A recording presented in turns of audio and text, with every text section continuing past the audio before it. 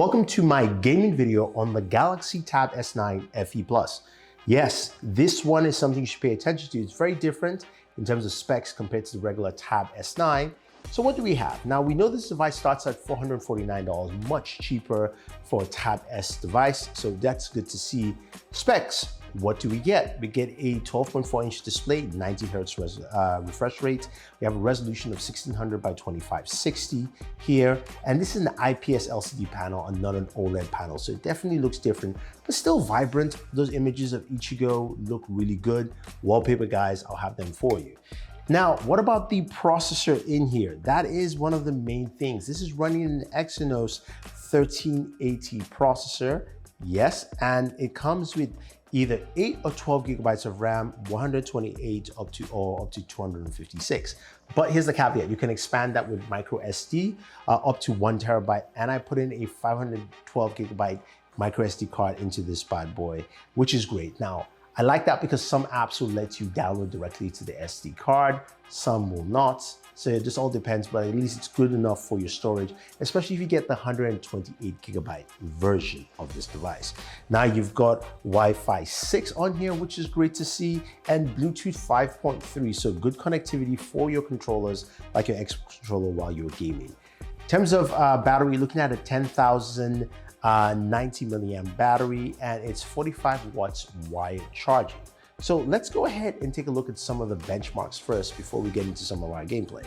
So we're looking at Geekbench 6, and our single core benchmarks are 995. Haven't seen that in a while. So this is definitely a mid-tier device, and you should bear that in mind while you're gaming. Multi-core 2817. When we look at GPU stats, we're looking at 2995 here. So very different in terms of stats here for gaming, but still though, it feels like this device should be able to do some quality gaming for us. So let's take a look at some of the games we like to play. Call of Duty is a game we like to play, and you can see our settings here. We have low max. It's not the highest settings possible, but it allows us to get some really smooth gameplay on there while gaming. 60 frames per second, very solid all the way through. You have no slowdowns anyway at all. Then moving over to PUBG Mobile. Now you can see PUBG Mobile, not a lot of settings are available. Again, this Exynos processor isn't something that is built for high level gaming. And you can see here clearly where we're getting 30 frames per second on our settings here with HD. Still good, plays well. Of course, I died quite a bit, so you get the idea of what this thing can actually do. Now, before we go ahead to Genshin Impact, let's listen to some audio off the speakers here. We've got dual speakers on each side of this device. So let's see what we get in terms of just the gaming audio, and as well as also music off the system. Be advised, hostile sentry gun spotted. Changing mag.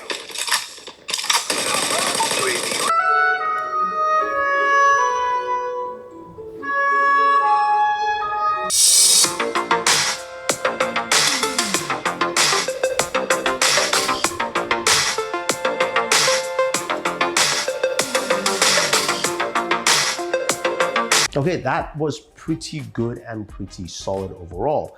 Now, what about Genshin Impact? Now, Genshin, I did try to run it at its max setting, 60 frames per second. And trust me, don't even try that. It dropped down to 30 frames here, as you can see with our Geek benchmark scores for this device. So it's best to play it actually at low settings, 30 frames per second, and it runs well. This is not a device built for that, and you will not get that kind of performance. Now, because of course, it running at low settings for pretty much most of the games here, what we actually get in terms of temperatures is outstanding. It doesn't heat up at all. Unless of course you're trying to max out Genshin, which I just had to stop. But temperatures stayed relatively cool all the way through my gameplay session. So that's something to definitely take note with the device. Now, of course, this is a device that I think cloud gaming will benefit the most from, especially with the Wi-Fi 6 connectivity and also Bluetooth 5.3. Able to connect my Xbox controller, jump into Xbox Game Pass, and definitely jump in and start playing some games. Now, of course, Forza Horizon 5 was great to play. I wish I could play Forza Motorsports. Not yet, but game played well.